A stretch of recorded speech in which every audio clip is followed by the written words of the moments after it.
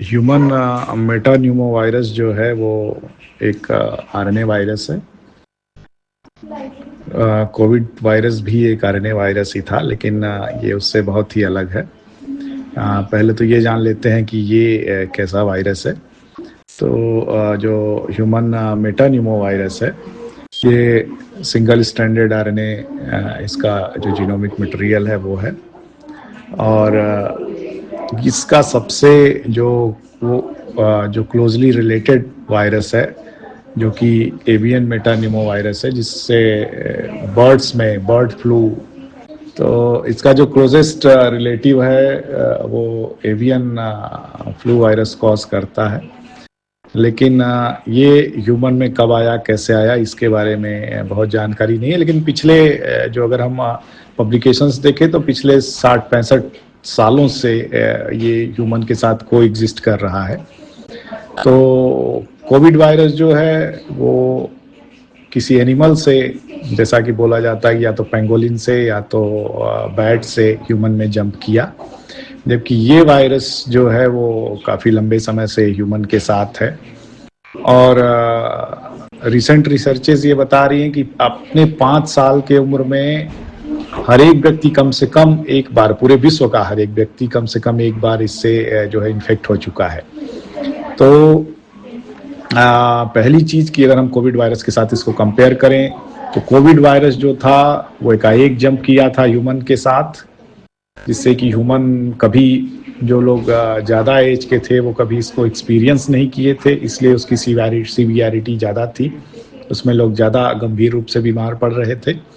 जबकि इसको already human अपने बचपन में एक्सपीरियंस कर चुका है। तो इससे उन लोगों के जो स्वस्थ हैं या जो 5 साल के ऊपर हैं, जो कम से कम 60 साल तक हैं और जिनको कोई कोमॉर्बिडिटी नहीं है, उनको कोई गंभीर रूप से इस वायरस पे जो अभी तक काम हुआ है वो ये बताता है कि इसके 2 वेरिएंट्स जो है वो वाइड स्प्रेड हैं पूरे ग्लोब में।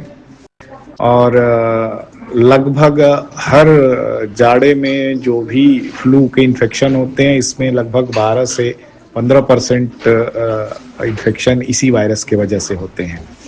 तो ये वायरस जो है, अभी चाइना को जो आउटब्रेक हुआ है उसके बारे में बहुत जानकारी नहीं है कि वो कौन से स्ट्रेन की वजह से है, लेकिन इक्वली रिस्पॉन्सिबिलिटी जनरली ए और बी दोनों स्ट्रेन के हैं किसी भी रीजन में इसके इन्फेक्शन होने का।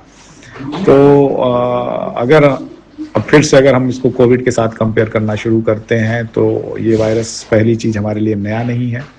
दूसरी चीज़, हम 5 साल के उम्र के अंदर जो 5 साल से ज़्यादा हैं वो एक ने एक बार इस वायरस को ऑलरेडी एक्सपीरियंस कर चुके हैं, तो उनके लिए कोई गंभीर रूप से बीमार होने की संभावना नहीं है।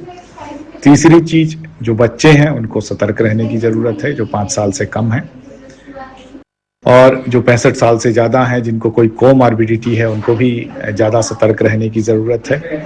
और कोविड में हमको पता ही चल गया है कि वायरस के इन्फेक्शन से बचाव के लिए हम लोग क्या कर सकते हैं, और इसके लक्षण भी जो है वो वैसे ही हैं। इसमें अपर रिस्पिरेटरी ट्रैक्ट इन्फेक्शन जो है वो ज़्यादा होता है। अपर रिस्पिरेटरी ट्रैक्ट मतलब खांसी आदमी को आएगी, लेकिन उसके लंग्स पे कोई बहुत सीरियस प्रभाव नहीं पड़ेगा।